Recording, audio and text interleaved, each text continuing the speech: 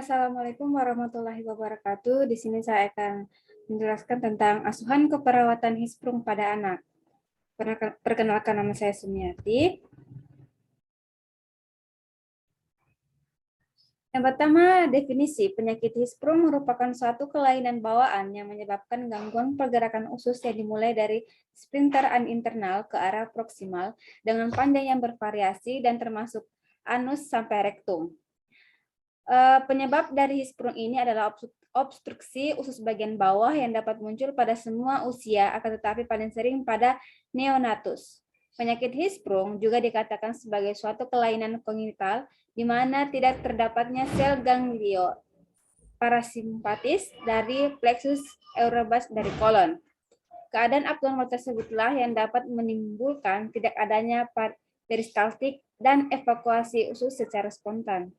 Sphincter rectum tidak dapat berelaksasi, tidak mampu mencegah keluarnya feses secara spontan, kemudian dapat menyebabkan isi usus terdorong ke bagian segmen yang tidak ada lion, dan akhirnya feses dapat berkumpul pada bagian tersebut sehingga dapat menyebabkan dilatasi usus proksimal. Nah, berdasarkan panjang segmen yang terkena, dapat dibedakan menjadi dua tipe. Yang pertama, penyakit Hisprung segmen pendek, di mana segmen aganglionisisnya mulai dari anus sampai sigmoid. Selanjutnya ada penyakit Hisprung segmen panjang, kelainannya dapat melebihi sigmoid, bahkan dapat mengenai seluruh kolon atau usus halus yang ditemukan sama banyak pada anak laki-laki maupun perempuan. Penyakit Hisprung segmen pendek dimulai dari anus sampai sigmoid ini merupakan 70% dari kasus penyakit Hisprung dan lebih sering ditemukan pada anak laki-laki dibanding anak perempuan. Penyakit Hisprung segmen panjang, kelainan dapat melebihi sigmoid, bahkan dapat mengenai seluruh kolon atau usus halus yang ditemukan banyak pada anak laki-laki maupun perempuan. Etiologi Hisprung yaitu yang pertama ada faktor genetik dan lingkungan, kegagalan sel neural pada masa embrio dalam dinding usus. Yang ketiga ada aganglionis parasimpatis yang disebabkan oleh lesi primer sehingga terdapat ketidakseimbangan otonomik. Keempat, umur bayi dengan umur 0 sampai 28 hari merupakan kelompok umur yang paling rentan terkena penyakit Hisprung. Yang kelima, faktor ibu. Umur ibu yang semakin tua, lebih dari 35 tahun dalam waktu hamil, dapat meningkatkan risiko terjadinya kelainan kongenital pada bayinya. Yang keenam, ras atau etnis, yang beberapa suku ada yang memperbolehkan perkawinan kerabat dekat atau saudara seperti suku Batak, dan perkawinan Pariman dapat disebut sebagai perkawinan hubungan darah atau incest. Berikut ini adalah patofisiologi dari penyakit Hisprung. Manifestasi. Bayi baru lahir tidak bisa mengeluarkan mekonium dalam 24 sampai 28 jam pertama setelah lahir, tampak malas, mengkonsumsi cairan, muntah bercampur dengan cairan empedu, dan distensi abdomen. Gejala penyakit Hisprung adalah obstruksi usus yang letak rendah. Bayi dengan penyakit Hisprung dapat menunjukkan gejala klinis sebagai berikut: obstruksi total saat lahir dengan muntah, distensi abdomen, dan ketidakadaan evakuasi mekonium. Keterlambatan evakuasi mekonium diikuti obstruksi konstipasi, muntah, dan dehidrasi. Gejala penyakit Hisprung menurut Beth, Cecil, dan Sodon. Yang pertama, masa neonatal. Terdapat gagal mengeluarkan mekonium dalam 48 jam setelah lahir, muntah, berisi empedu, enggan minum, dan distensi abdomen. Masa bayi dan anak-anak, konstipasi, diare berulang, tinggi seperti pita dan berbau busuk, distensi abdomen, adanya masa difekal, dapat dipalpasi, gagal tumbuh, biasanya tanpa kurang nutrisi dan anemi. Komplikasi. Menurut Corwin, komplikasi penyakit Hisprung yaitu gangguan elektrolit dan perforasi usus apabila distensi tidak diatasi. Penyakit Hisprung adalah yang pertama, pneumotisis usus, ada enterokilitis necrotiocans, ada abses perikolon, ada perforasi, ada septikemia. Septikemia ini terbagi lagi menjadi gawat pernapasan akut, enterokolitis akut, stenosis strictura ani. Selanjutnya ada pemeriksaan penunjang. Pemeriksaan penunjangnya terdiri dari daerah transisi, gambaran kontraksi usus yang tidak teratur di bagian usus yang menyempit, elektrolitis pada segmen yang melebar, terdapat retensi barium selama 24 sampai 48 jam pada bayi baru lahir. Barium enema tidak selalu memperlihatkan gambaran jelas dari penyakit apabila seluruh kolon tidak mempunyai sel ganglion. Selanjutnya biopsi isap rektum. Hendaknya tidak dilakukan kurang dari 2 cm dari linea dentata daerah normal hipoganglionosis di pinggir anus. Hanya biopsi rektum. Biopsi rektum dilakukan dengan cara tusukan atau punch atau sedotan 2 cm di atas garis pectinatus memperlihatkan tidak adanya sel-sel ganglion di submukosa. Selanjutnya ada biopsi otot rektum. Pengambilan otot rektum dilakukan bersifat traumatik menunjukkan aganglion otot rektum. Selanjutnya ada manometri anorektal dilakukan dengan distensi balon yang ditekan dalam ampula rektum yang akan mengalami penurunan tekanan dalam sphincter ani interna pada pasien normal, sedangkan pada pasien kolon akan mengalami tekanan yang luar biasa. Selanjutnya pemeriksaan kolon anus. Pemeriksaan ini jari akan merasakan jepitan pada waktu tinja yang menyemprot. Pemeriksaan ini untuk mengetahui bahu dari tinja, kotoran yang menumpuk dan menyumbat pada usus di bagian bawah dan akan terjadi pembusukan. Foto ronsen abdomen didasarkan pada adanya daerah peralihan antara kolon proksimal yang melebar normal distal tersumbat dengan diameter yang lebih kecil karena usus besar tanpa ganglion tidak berelaksasi. Penata laksanaan yang pertama ada medis, yang penata laksanaan operasi untuk memperbaiki portion aganglionik di usus besar untuk membebaskan dari obstruksi dan mengembalikan motilitas usus besar sehingga normal dan juga fungsi sphincter ani internal. Ada perawatan dengan memperhatikan tergantung pada umur dan tipe pelaksanaannya bila ketidakmampuan terdiagnosa selama periode neonatal. Nah, ini adalah contoh kasus berikut asuhan keperawatan hisprum pada anak. Pengkajian nama anak AD, anak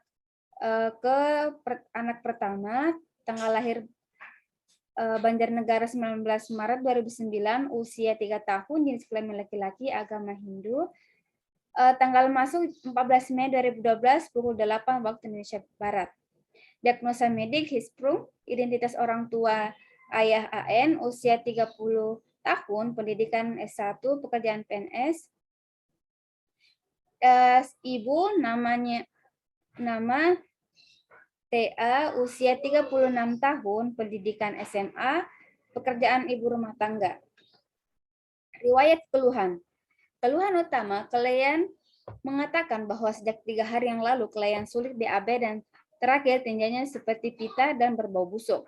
Keluhan tambahan, klien mengatakan sudah beberapa hari ini pasien sering mual dan muntah.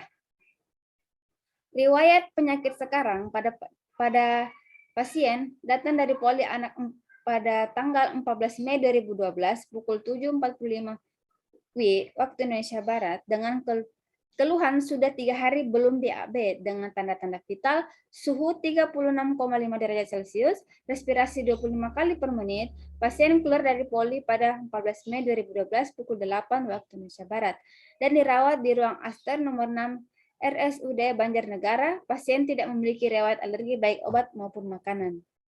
Riwayat kesehatan lalu, yang pertama prenatal care, ibu memeriksakan kehamilannya tiap minggu di bidang setempat yaitu Jalan Garuda nomor 5, Para Kencangga, Banjarnegara. Selama hamil, ibu diduga mengalami kegagalan sel neural pada masa embrio dalam dinding usus, gagal ekstensi, radionokaudal, pada nyentrik dan submukosa dinding plexus. Riwayat terkena radiasi, tidak pernah terkena radiasi. Riwayat berat badan saat hamil, tidak pernah mengalami keluhan saat hamil masalah berat badan. Riwayat imunisasi, ibu sudah 2 kali diberikan imunisasi. Golongan darah ibu A, golongan darah ayah B. Kedua, bagian natal. Tempat melahirkan di Jalan Garuda nomor 7, Parakacanggah, Banjarnegara. Jenis persalinan normal per vagina. Penolong persalinan bidan desa. Komplikasi yang dialami oleh ibu pada saat melahirkan dan setelah melahirkan itu tidak ada. Postnatal. Kondisi bayi normal, Apgar 8, ibunya mengatakan bahwa anaknya pernah didiagnosa mengalami anemia 6 bulan yang lalu dan sempat dirawat di rumah sakit. Riwayat kecelakaan, ibu mengatakan klien belum pernah mengalami kecelakaan. Riwayat imunisasi. Berikut adalah gambaran dari riwayat imunisasi anak AD.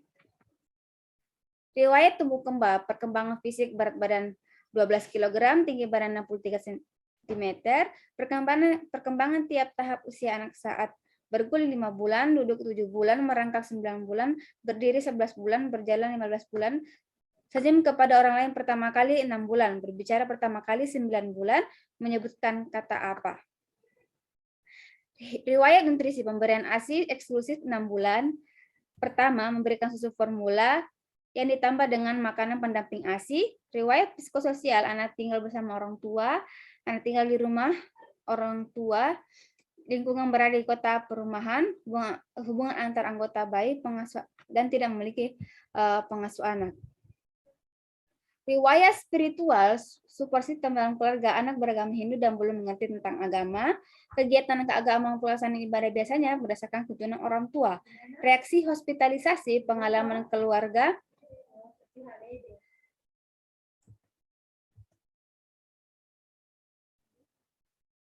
tentang sakit dan rawat inap, ibu membawa anak yang sakit ke rumah sakit. Pengkajian pola gondong. Pola persepsi kesehatan, pola manajemen kesehatan, data subjektif. Keluarga pasien mengatakan bahwa kesehatan itu sangat penting. Jika ada anggota keluarga yang sakit, langsung dibawa ke tempat pengobatan. Data objektif, pasien dibawa ke rumah sakit untuk menjalani perawatan dan pengobatan. Yang selanjutnya, pola nutrisi. Data subjektif, ibu pasien mengatakan bahwa nafsu makan anaknya menurun, hanya memakan 5 sendok makan bubur, tidak banyak minum, dan sering muntah. Data objektif, porsi makan yang disediakan di rumah sakit tidak habis, anak terlihat lemas. Pola eliminasi, data subjektif, keluarga pasien mengatakan bahwa anak sudah 3 hari belum BAB, jika BAB, feses pita akan berbau busuk, tidak ada keluhan dalam BAB. Data objektif, tampak distensi abdomen, bising usus hiperaktif, lingkap abdomen 39 cm, pasien tidak terpasang 4 kateter. Pola latihan dan aktivitas, data subjektif, keluarga pasien mengatakan pasien dalam beraktivitas yang masih dibantu. Data objektifnya, kemampuan diri pasien ini mandi dibantu orang tua, makan minum dibantu orang tua, berpakaian dibantu, toilet juga dibantu, bergerak atau berpindah dibantu oleh orang tua, turun dari tempat tidur dibantu orang tua, berjalan juga dibantu oleh orang tua. Pola perseptif kognitif, keluarga pasien mengatakan pasien dalam paham tentang sakitnya, data objektif pasien mampu mengungkap tentang keadaan yang dialaminya. Pola istirahat tidur, keluarga pasien mengatakan bahwa pasien tidak pernah terbangun tengah malam. Data objektif, anak tidur di bawah 10 jam, lebih dari 10 jam per hari.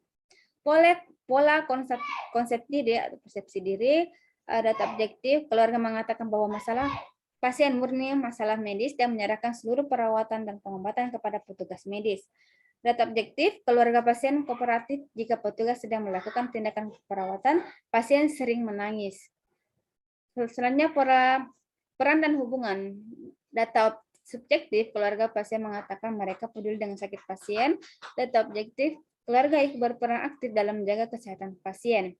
Pola reproduksi seksual, data objektif, keluarga pasien mengatakan pasien anak lelakinya yang pertama. Data objektif, tidak ditemukan masalah dalam pola reproduksi dan seksual. Alat kelamin klien sudah paten terbentuk sempurna. Pemeriksaan fisik, keadaan umum cukup, tanda-tanda vital nadi 114 kali per menit, suhu 36,5 derajat Celcius, respirasi 25 kali per menit, berat Badan 12 kg, tinggi badan 63 cm. Di bagian kepala inspeksi keadaan rambut dan higien kepala berwarna hitam, penyebaran merata, mudah rontok, kebersihan bersih. Palpasi benjolan tidak ada benjolan, tidak ada nyeri, dan tekstur rambut halus. Bagian muka simetris, bulat, gerakan normal tidak ada, ekspresi wajah meringis ketika diperiksa perutnya, palpasi tidak ada nyeri.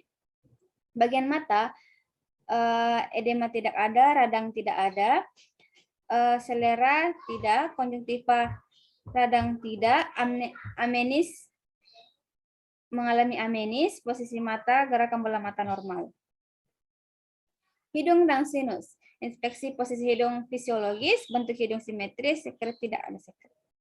Telinga, inspeksinya posisi telinga fisiologis, bentuk hidung simetris, lubang telinga bersih, tidak ada serumen, alat bantu tidak terdapat, alat bantu dengar, palpasi nyeri tekan tidak ada nyeri. Bagian mulut, inspeksi gigi utuh, tidak ada karies, gusi merah, lidah bersih, bibir sinusis kering dan tidak berbau. Leher, kelenjar tiroid, tidak ada pembesaran kelenjar tiroid, bentuk dada simetris, irama nafas dangkal, ekspansi dada ada. Suara nafas vesikuler, jantung, murmur maupun galop. Abdomen inspeksi membuncit, ada luka tidak ada luka, hepar dalam batas normal, lian di batas normal, ginjar dalam batas normal, lingkar abdomen 39 cm. Pemeriksaan punggung dalam batas normal, tidak ada kelainan, gemulai dan anus, tidak terpasang kateter. Jika dilakukan pemeriksaan kolon anus, feses akan menyemprot. Ekstremitas atas terdapat infus, pada tangan kiri tidak terdapat edema, yang bagian bawah tidak terdapat edema. Pemeriksaan penunjang dilakukan pada 14 Mei 2012 pukul 8:15 waktu Indonesia Barat. Radiologi pada foto polos abdomen memperlihatkan obstruksi pada bagian visceral dan dilatasi kolon proksimal. Analisis data. Bagian etologinya obstruksi ketidakmampuan kolon mengevaluasi feses, problem konstipasi. Data subjektifnya ini.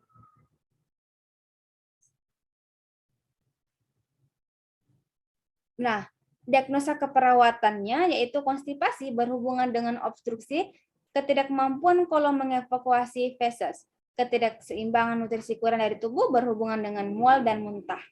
Intervensi keperawatan, diagnosa pertama, konstipasi berdasarkan obstruksi, ketidakmampuan kolon evakuasi feses.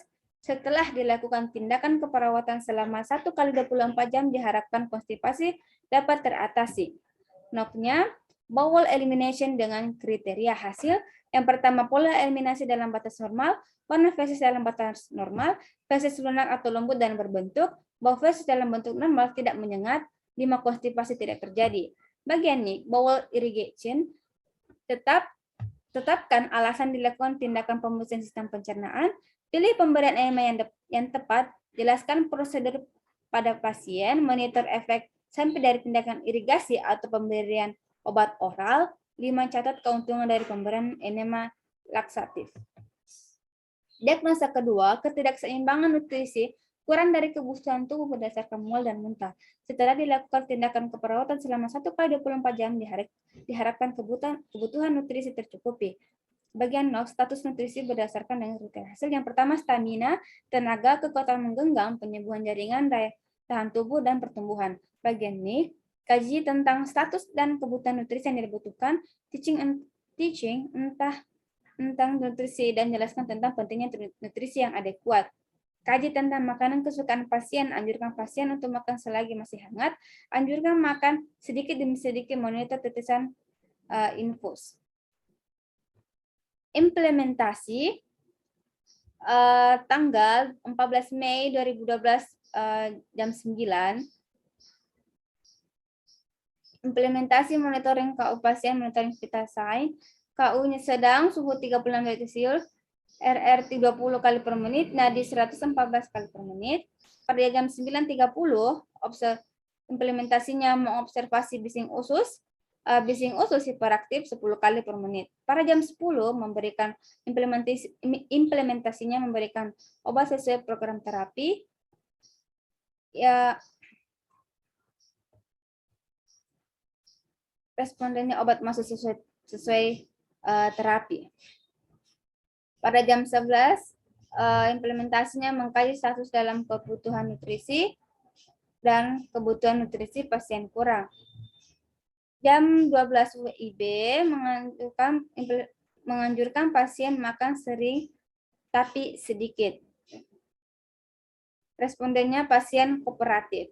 Pada jam 13.15 implementasinya memonitor efek pemberian obat, memonitor tetesan infus. Respon dari pasien ini, respon obat positif tetesan sesuai program terapi. Evaluasi tanggal 14 Mei 2012 jam 14 WIB catatan perkembangan. Keluarga pasien mengatakan bahwa sudah 3 hari pasien belum BAB jika BAB feses seperti pita dan berbau busuk. O, tampak ekstensi abdomen, bising usus hiperaktif, lingkaran abdomen 39 cm. Pada foto polos abdomen memperlihatkan obstruksi pada bagian distal dan dilatasi kolom proksimal. A, masalah teratasi. B, lanjutkan intervensi. Untuk diagnosa keduanya, ibu pasien mengatakan bahwa nafsu makan anaknya menurun, hanya memakan 5 sendok makan bubur, tidak banyak minum dan sering muntah. O, porsi makan yang disediakan di rumah sakit tidak habis, pasien terlihat lemas dan rambut rontok. A, masalah belum teratasi, dan B, lanjutkan intervensi.